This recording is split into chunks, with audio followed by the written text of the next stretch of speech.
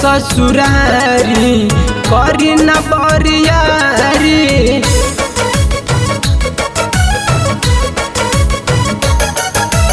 आके ससुरारी करी न बरियारी, नाही तो दे हब जीजा काटल काटल गारी।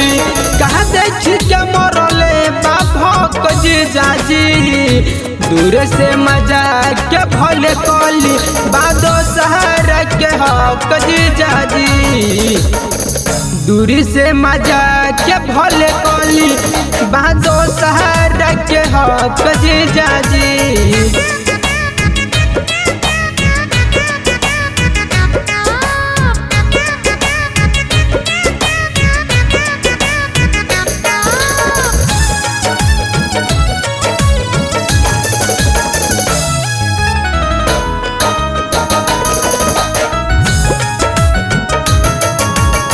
लइका रही जीजा पहले रहे ना ज्ञान जी, चढ़ल जवानी जब से भइल सज्ञान जी।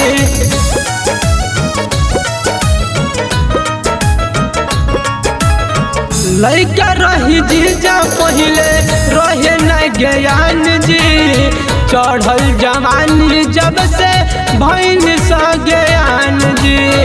पहले उठा भले लेते रही कोरा, काहे से जीजा छोटे रहुए टिकोरा।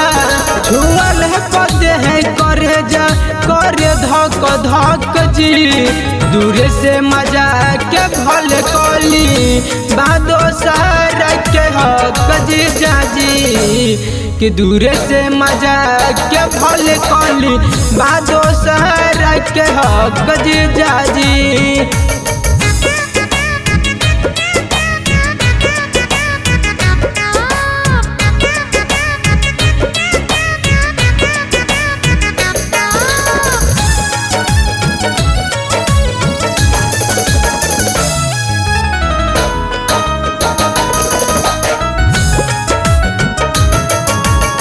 दूर हट जीजा जाने बोले बकर बकर, राजा जी खोलिए हमारा लहंगा के लकर।